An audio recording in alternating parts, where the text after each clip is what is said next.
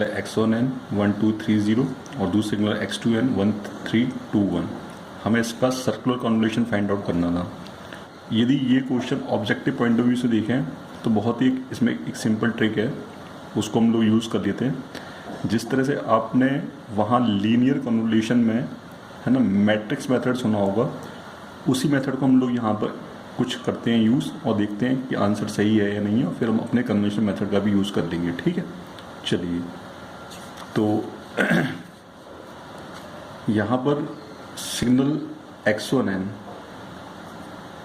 इसमें जो total samples हैं वो कितने हैं 1 2 3 4, और सिग्नल जो x2n है उसमें टोटल कितने सैंपल्स हैं 1 2 3 4। ठीक है, तो टोटल 4 और 4 सैंपल ये। ठीक है, चलिए अब हम यहाँ पर मैट्रिक्स मेथड यूज़ करें। ठीक है, तो मैट्रिक्स मेथड में क्या है, कुछ इस तरह से तो एक्सेस बना ली। यहाँ पर आपने लिखा first signal that will be a x1n। ठीक है, x1n क्या क्या है 1 2 3 एंड 0, राइट। ठीक है, इस एक्सेस पे आपने लिखा x2n क्या क्या है 1 3 2 1। अब हम क्या करते थे वहाँ कि इस 1 का इन सभी इंडिविजुअल के साथ हम लोग मल्टीप्लिकेशन कर देंगे, तो क्या आएगा 1 3 2 1। तो नेक्स्ट रिपीट करेंगे 2 का करेंगे अगेन इन सभी के साथ, तो 2 1 ज़ा 2 2 3 ज़ा 6 2 2 ज़ा 4 2 1 ज़ा 2। तो नेक्स्ट 3 का करेंगे 3 9 6 3, और 0 का करेंगे सभी के साथ, तो रिजल्ट क्या जाएगा 0 0 0 0। ठीक है, फिर जैसे हम लोग वहाँ पर करते थे कि सबसे पहले हमने ग्रुपिंग इस 1 की, फिर हमने इन दोनों की ग्रुपिंग की, फिर हमने इन तीनों की ग्रुपिंग कर ली, फिर हमने इन 4 की ग्रुपिंग कर ली, फिर अगेन इन तीनों की ग्रुपिंग कर ली, इन 2 की ग्रुपिंग कर ली, और लास्ट में ये 1। ठीक है, फिर हम वहाँ लिखते थे कि इस ग्रुप के अंदर टोटल समेशन कितना है, तो टोटल समेशन आपको कितना मिल रहा है 1। ठीक है, इसके बाद सेकंड में कितना समेशन मिल रहा है 3 + 2 5, तो हमने यहाँ आगे लिख लिया कॉमन लगा के 5। नेक्स्ट में क्या मिल रहा है 3 + 6 9 + 2 11, तो हमने 11 को लिख लिया, सही है ना। ठीक, नेक्स्ट में क्या मिल रहा है 9 + 4 + 1 14, तो हमने यहाँ लिख लिया 14। नेक्स्ट में मिल रहा है 6 + 2 8 लिख लिया, और इसमें क्या मिल रहा है हमें 3, और लास्ट में क्या मिल रहा है हमें 0। ठीक है, अब बात यहाँ पे सर्कुलर कन्वोल्यूशन की हो रही है, तो कैसे करेंगे सर्कुलर कन्वोल्यूशन में। देखिए यहाँ पर जो सैंपल्स हैं 4 है, यहाँ पर सैंपल्स कितने हैं 4 हैं, तो यदि मैं यहाँ पर इसको बीच में से बाइफरकेट कर दूँ, ठीक है, बीच में से मैंने इसको बाइफरकेट कर दिया, और अब यदि मैं इस 1 को इस 8 के साथ एडिशन करूँ, प्लस 8 कितना आ जाएगा 9। फिर मैंने इस 5 को इस 3 के साथ ऐड किया, तो कितना आ जाएगा 8। फिर मैंने इस 11 को इस 0 के साथ ऐड किया, तो कितना आ जाएगा 11। और लास्ट में इस 14 के लिए कुछ है नहीं, तो हम यहाँ क्या पुटअप कर सकते हैं लाइक 0, तो कितना आ जाएगा 14।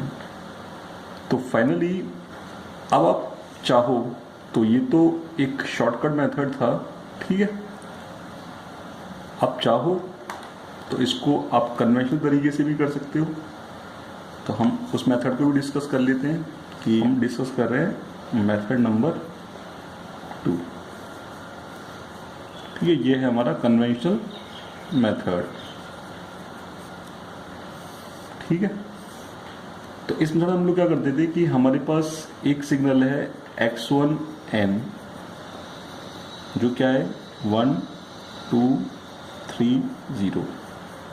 तो हम इसको सर्कल पे ड्रॉ कर लें, और चूंकि 4 सैंपल्स है तो यहाँ पर क्या आ जाएगा x1 0, यहाँ पर क्या आ जाएगा x1 1, यहाँ पर क्या आ जाएगा x1 2, और यहाँ पर क्या आ जाएगा x1 3, जो कि आपको देख रहे हैं क्या क्या वैल्यूज़ है 1 2 3 0। और हमेशा लिखने का जो तरीका होगा वो क्या होगा, है ना, एंटी क्लॉकवाइज। अब मैं लिख रहा हूँ दूसरा फंक्शन x2n, वो कितना है 1 3 2 1। तो मैंने इसको यहाँ पर लिख लिया, ठीक है। तो यहाँ पर क्या आएगा x2 0, then x2 1, x2 2, x2 3, और वैल्यूज कितनी कितनी है इसकी 1 3 2, ठीक है। अब हमें इसका लेना है मिरर इमेज, मिररिंग। तो मिररिंग लेने के लिए मैंने आपको क्या बताया था, आपको कुछ नहीं करना, इस एक्सेस के अलोंग, इस एक्सिस के अलोंग आपको इसको फ्लिप करना है, ठीक है। तो आफ्टर फ्लिपिंग, तो क्या मैं इसको x2 ऑफ -n लिख सकता हूँ। तो x2 0 x2 2 तो अपनी पोजीशन पे ही रहेगा, x2 0 एंड x2 2, जो कि वैल्यूज क्या क्या है 1 और 2 अपनी जगह पे है, ठीक है। x2 1 फ्लिप होके नीचे आ जाएगा, x2 3 फ्लिप होके ऊपर चला जाएगा। तो मैं लिख दिया x2 3, और यहाँ लिख दिया मैंने x2 1, ठीक है। तो यहाँ वैल्यू कितनी है 3 है, तो यहाँ मैं 3 लिख दूँ, यहाँ वैल्यू कितनी है 1, ठीक है। ये हो गया आपका, है ना, मिररिंग टू, है ना, अनदर फंक्शन। तो हमने किसी एक फंक्शन का मिरर ले लिया, हमने यहाँ पर x2n का मिरर ले लिया। अब हमें स्टार्ट करना है इन दोनों का मल्टीप्लिकेशन। सबसे पहले हम कोई शिफ्टिंग नहीं करेंगे, है ना, शिफ्टिंग 0, फिर हम 1 से शिफ्टिंग करेंगे, 2 से शिफ्टिंग करेंगे, और लास्ट में 3 से शिफ्टिंग करेंगे, और शिफ्टिंग के साथ साथ हम इसका मल्टीप्लिकेशन करते चले जाएंगे इसके साथ, ठीक है। मैंने इक्वेशन लिखी थी y of n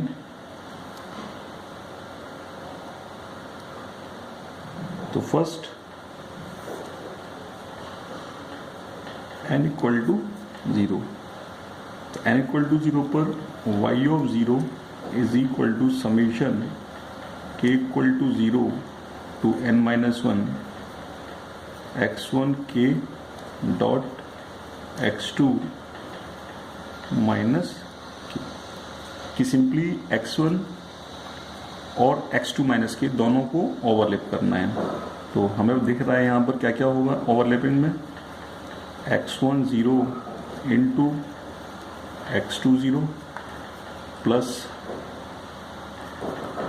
x1 1 into x2 3, x1 2 into x2 2, और लास्ट में x2 1 x1 3।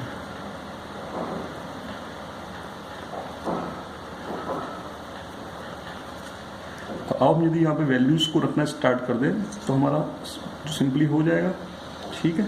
चलिए ठीक है, तो आप देख पा रहे हैं ये वैल्यू अभी 1 plus 2 plus 6 is equal to 9, ठीक है। शॉर्टकट मेथड से वैल्यू कितनी निकल गई 9।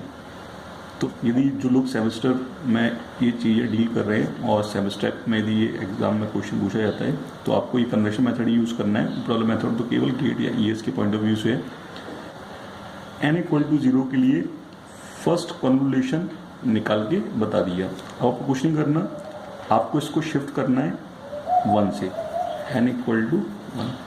तो इक्वेशन की वजह, तो यदि मैं यहाँ पर x1 k को लिखना चाहूँ तो लिख देता हूँ, आपको आसानी हो जाएगी देखने में, इज x1 k। और यदि मैं x2 और 1 माइनस के लिखना चाहूँ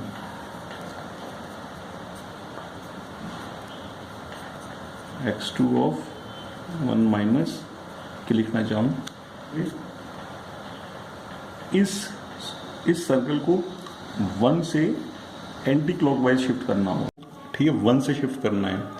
1 से शिफ्ट करेंगे तो जो यहाँ पर x2 ऑफ 0 था वो शिफ्ट होके यहाँ पहुँच जाएगा, जो यहाँ पर x2 ऑफ 3 था वो यहाँ आ जाएगा। नेक्स्ट देन, तो कहने का मतलब ये है कि जो आपका x2 ऑफ माइनस के था उसको हमने रोटेट कर दिया 1 से एंटी क्लॉकवाइज डायरेक्शन में। तो इस तरह से ये हमारा x2 ऑफ 1 माइनस के बन गया। बाद बाकी रिमेन हमारा x1 ऑफ के तो सेम ही रहेगा जो जहाँ पर था। तो इक्वेशन के according y of 1 is equal x1 के x2 1 माइनस के।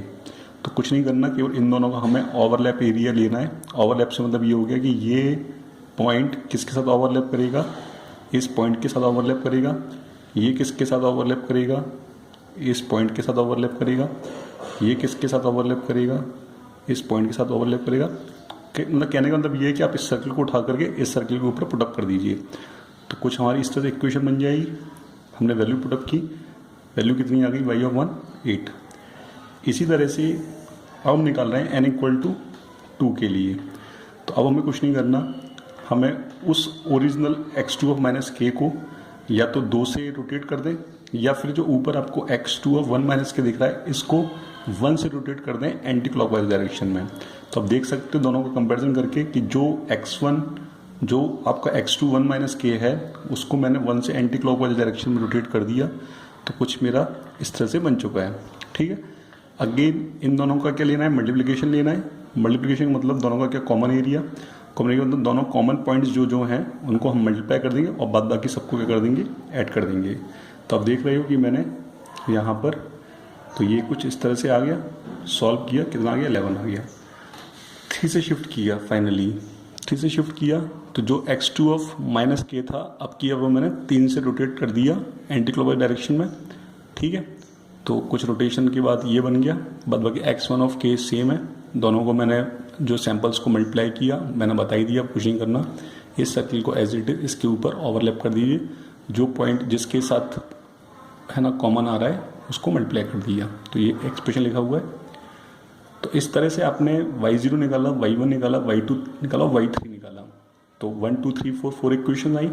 4 इक्वेशन मतलब ये हो गया कि फाइनली अब आपने जो कन्वेंशनल मेथड है उस मेथड का यूज़ करते हुए y ऑफ n निकाल लिया, है ना, x1 n then circular convolution of x2n is equal to 9 8 11 14। तो ये फाइनली आपका सर्कुलर कन्वोल्यूशन का आंसर है by the method of conventional, ठीक है। या आप ये बोल सकते हैं कि यूजिंग कन्वेंशनल मेथड।